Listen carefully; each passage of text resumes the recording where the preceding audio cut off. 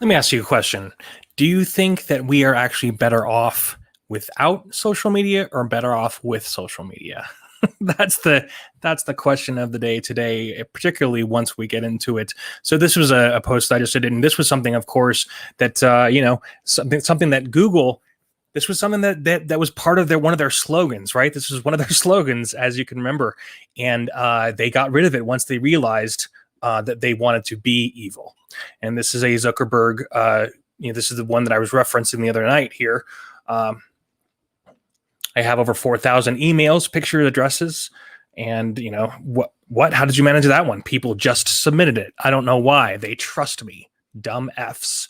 So once again, and so here we are. This is the in direct continuity with what we're going to talk right next. This is the power structure that currently is and may continue if we don't see something, if we don't see a major Trump turnover, if we don't see an incredible upending of the power structure. This is actually a pyramid put together by the great Vincent James of the Red Elephants here. Big tech on top. We got billion-dollar corporations, the mainstream media, the political NGOs, and the FBI, CIA, and both establishment parties, universities, and then the police, and then of course us. We're at the very bottom there. We're not mentioned there, but we are the lowest part of that denomination. Compliance, because they know Canadians like to do what they're told. So if they tell you have to wear a mask, next they're going to tell you have to contact trace. Then they're going to tell you have to take the vaccine. And because Canadians like to do what they're told, they're hoping that everyone just complies. And then guess what, kids? Once you take your vaccine,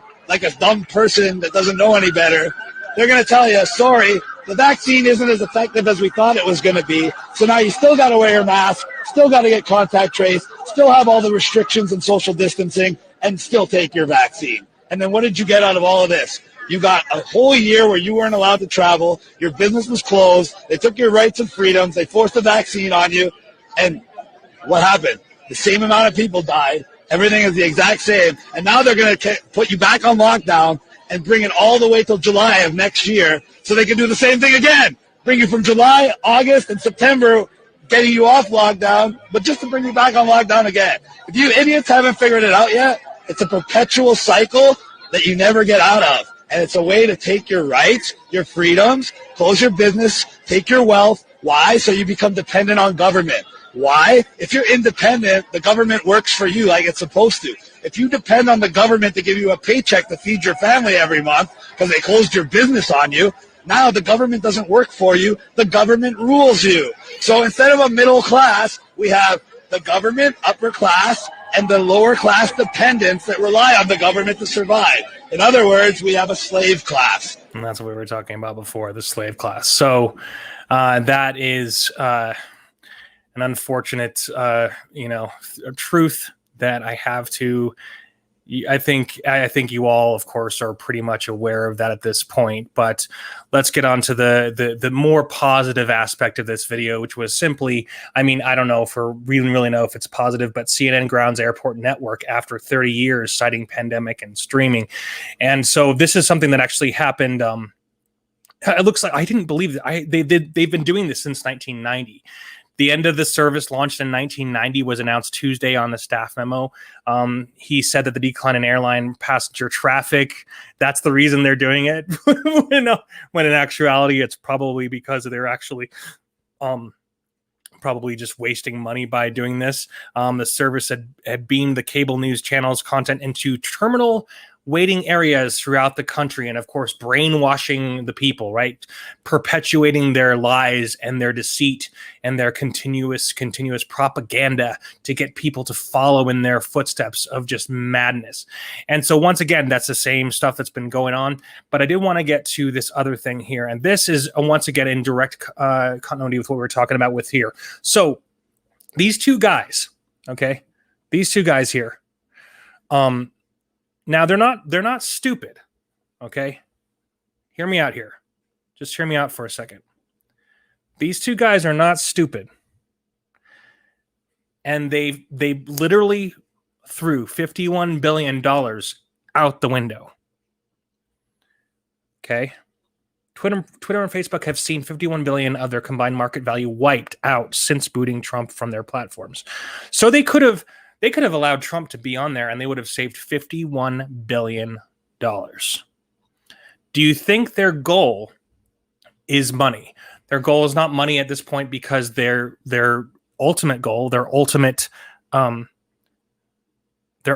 they really want to do is destroy the dollar. They want to destroy currency altogether, or destroy their ability to need it, or at least their need for it. They want to bring them. They want to have maybe we'll have currency down here, but they'll have something else on top that they all get, right?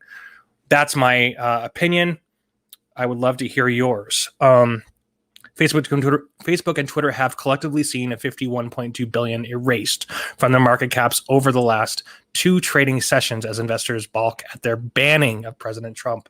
Facebook saw 47.6 billion erased, and Twitter's market cap dropped by 3.5 billion. So that's a lot of money. Once again, they're not stupid people. They are smart. These 2 guys are smart. They didn't get there for, this is just my opinion. I think that they mean to do it. They are above the dollar, coins, things like that. This is something that's pretty much insignificant to them, or will be at some point soon. So last but not least, I wanted to quickly talk about Poland. So Poland is making censoring of social media accounts illegal, which is amazing. Based Patriots of Poland. Following Trump's Twitter ban, Polish government wants to protect posts that do not break nation's laws.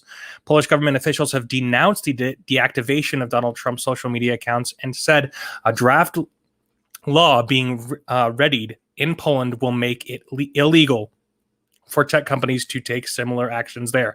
The only problem with that is that there's so much crossing of nations with the information that it's like, how are you going to make it? And I guess somehow they're going to stop it digitally in Poland. I don't know. Algorithms for the owners of corporate giants should not decide which views are right and which are not, wrote the Prime Minister, Morawiecki.